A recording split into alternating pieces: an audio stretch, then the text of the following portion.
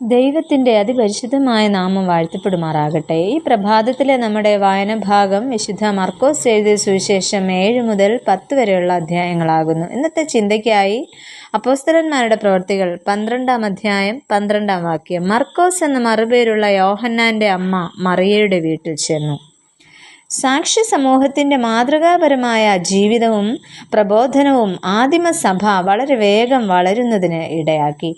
ആദിമസഭയുടെ വളർച്ചയിൽ ഭയപ്പെടുന്ന ഭരണാധികാരികൾ ക്രൈസ്തവ നേതൃത്വത്തെ അമർച്ച ചെയ്യുകയും ഇല്ലാതാക്കുവാൻ ശ്രമിക്കുകയും ചെയ്തിരുന്നു. എന്നാൽ ഇത്തരത്തിലെ അനുഭവങ്ങളെല്ലാം പ്രാർത്ഥനയുടെ പിൻബലത്തോടെ അതിജീവിക്കുവാൻ ആദിമസഭയിലെ ഓരോരുത്തർക്കും സാധിച്ചു. ആ കാലത്ത് യെരുശലേമിൽ ഒരു ഭവന സഭ ഉണ്ടായിരുന്ന സ്ത്രീയാണ് മറിയ.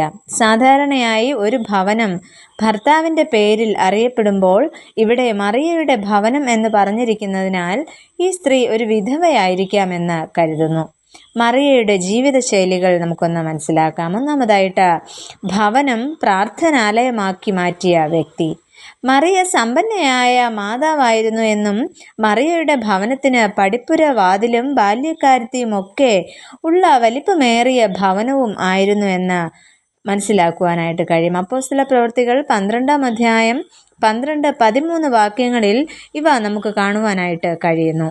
ഈ മാതാവ് വളരെ ധനാഢ്യയായിരുന്നു എങ്കിലും വിശ്വാസത്തിനും പ്രാർത്ഥനയ്ക്കും വളരെ പ്രാധാന്യം നൽകിയിരുന്നതായും നമുക്ക് കാണാം. അക്കാലത്ത് പീഡനം ഏറി വന്ന ഒരു സാഹചര്യമായിരുന്നു. ഹെരോദ രാജാവ് യാക്കോബിനെ വാൾ കൊണ്ട് വെട്ടിക്കൊലപ്പെടുത്തുകയും അത്തരത്തിൽ പത്രോസിനെയും പിടിച്ച് തടവിലാക്കുകയും ചെയ്തു. ഈ അനുഭവത്തിൻ്റെ മധ്യത്തിലാണ് മറിയയുടെ ഭവനത്തിൽ വിശ്വാസികൾ ഏവരും ഒത്തുചേർന്ന് പ്രാർത്ഥിക്കുവാനായിട്ട് സമയം വേർതിരിച്ചത്. അങ്ങനെ ഇരുൾ മൂടിയ വഴികളിൽ ശ്രദ്ധയോടെ പ്രാർത്ഥിക്കുവാൻ ഇടയായി. കടന്നു പോകുന്ന സാഹചര്യങ്ങളെ മാറ്റിമറിക്കുന്നതിനേക്കാൾ ആ സാഹചര്യങ്ങളെ അതിജീവിക്കുവാൻ ശക്തി നൽകുന്നതാണ് വിശ്വാസത്തോടു കൂടിയ പ്രാർത്ഥന.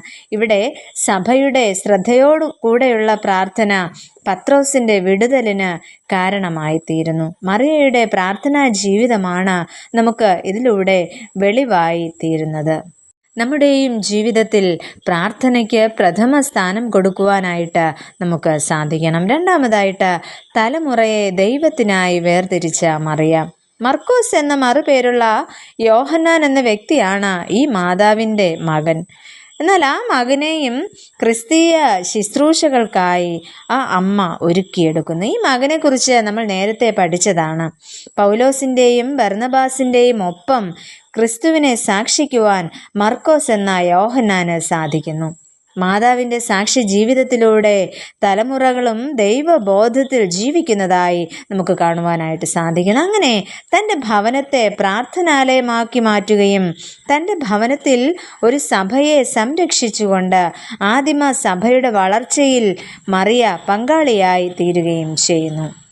പ്രിയമുള്ളവരെ, മറിയയെപ്പോലെ ക്രിസ്തീയ ശുശ്രൂഷകൾക്ക് പ്രാധാന്യം നൽകുവാനും ജീവിതം സാക്ഷ്യമായി മാറ്റുവാനും സമ്പന്നതയുടെ മധ്യത്തിലും തലമുറകളിൽ ദൈവബോധം വളർത്തിയെടുക്കുവാനും മറിയയെപ്പോലെ നമുക്കും സാധിക്കണം. അതിനായി നമ്മെ തന്നെ ദൈവകരങ്ങളിലേക്ക് നമുക്ക് സമർപ്പിക്കാം, പ്രാർത്ഥിക്കാം. പ്രിയ കർത്താവേ, ഞങ്ങളുടെ എല്ലാ അനുഭവങ്ങളിലും പ്രാർത്ഥനയോടെ ജീവിക്കുവാനും ജീവിതം സാക്ഷ്യമാക്കി തീർക്കുവാനും ഞങ്ങളെ ഏവരെയും ഒരുക്കണമേ. ആമേൻ.